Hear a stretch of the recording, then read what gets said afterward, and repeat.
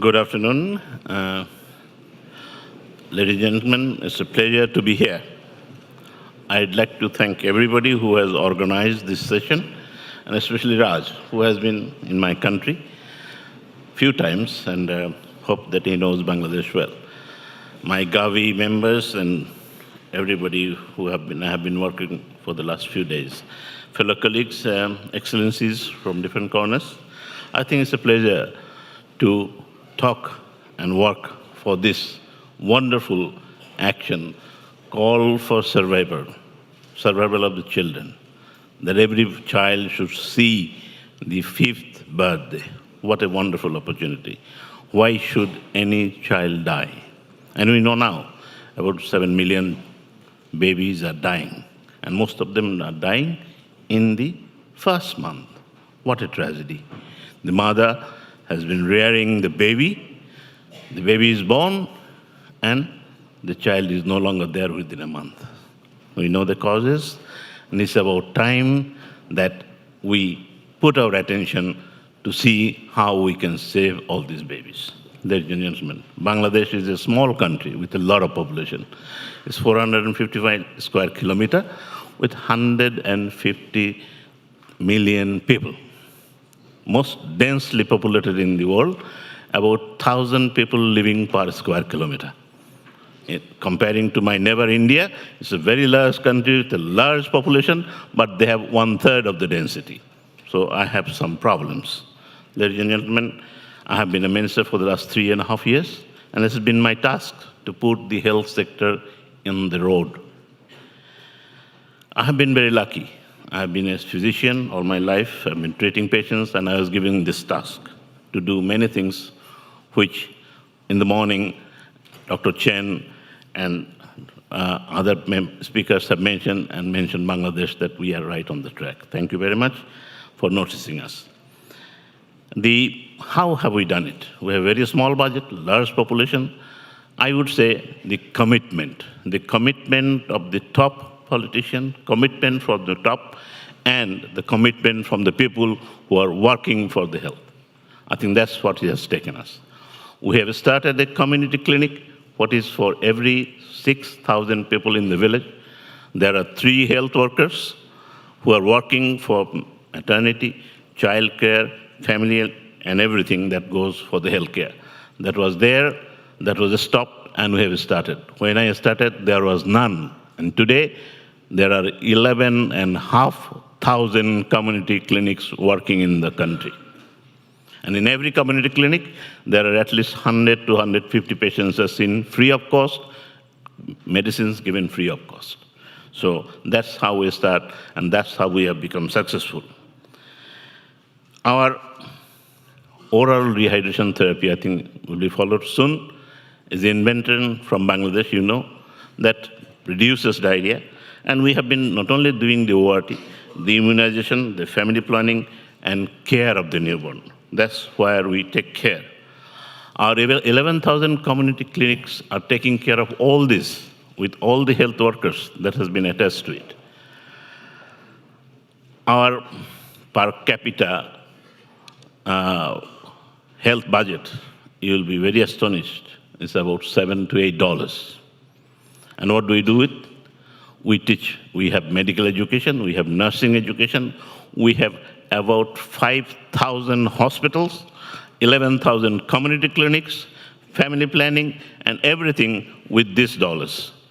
And that's how we manage. So it's the strong commitment that makes it possible. It's free healthcare for all. It's free for the doorsteps to the people. And that's how we provide everything that is possible. We are trying to take the help of the technology. We have taken the help of the technology of mobile phones. There are millions of people with the mobile phones, and now the mothers can register themselves with the mobile phones, and they can get advice by text or by voice, because most of them cannot read the text. So they will hear the voice when to go to the doctor, and if they have a problem, they can reach a doctor from the phone. So I think that's a wonderful situation that we have been able to do. We have been able to motivate mothers for prenatal checkup. We have been able to mothers to come not only for once, for 2 to 3 times. So it's not only for the mother and child, we are trying to do everything that is possible to take care. The child mortality, the subject today. We started when we are independent in 1971 with a very large number, but up to in 1990, it came to 143. And today, we have reached to 53 and our target is 48. So we are not very far off.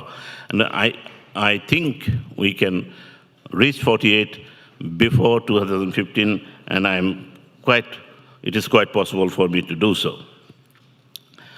You know that child mortality, as neonatal mortality, is really, not only in my country but around the world, is plateaued. And that's why we really have to put our foot down.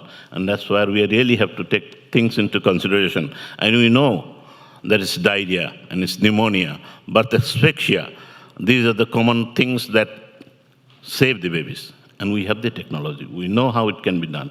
So we have about time that we do it. I'm proud to say that we have not only been able to reduce the child mortality by 2/3, we have been awarded a prize by the UN Secretary General to our Honorable Prime Minister for achieving this goal in 2010. So we are looking forward that we can reduce it further, and we have not neglecting mothers. I think my belief as a doctor that is you cannot take a neonate and the mother separately. You have to take it strongly together.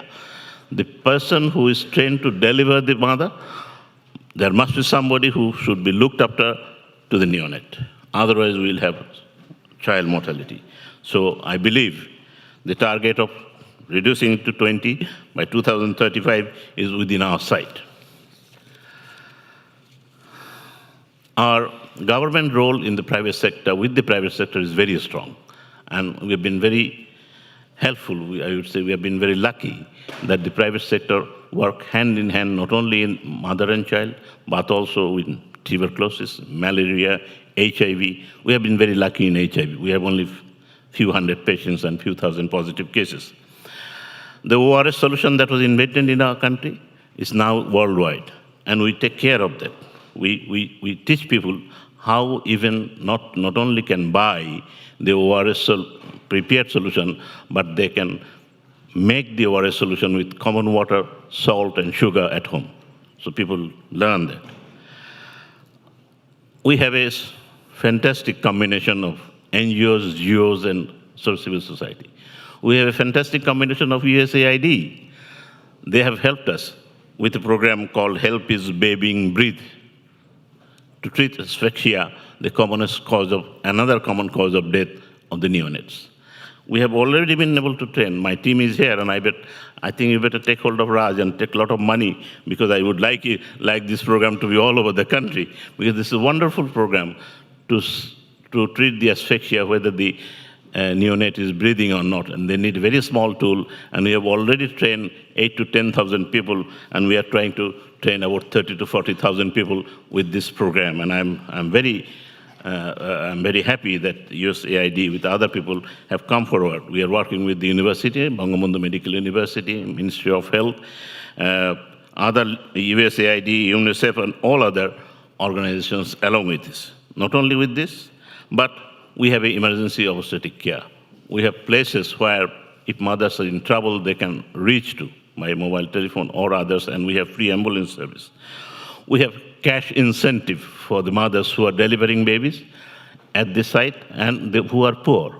Not only they are given free service, even if they have the C-section, they are also given money to take care of themselves and the baby. Nutrition. It's a fantastic other side that we really know that is one of the common cause of the problem in the mother and the child. So we are taking care of the nutrition, and we have made it possible. We have brought it into our whole health system so that we can take care of nutrition of the whole country.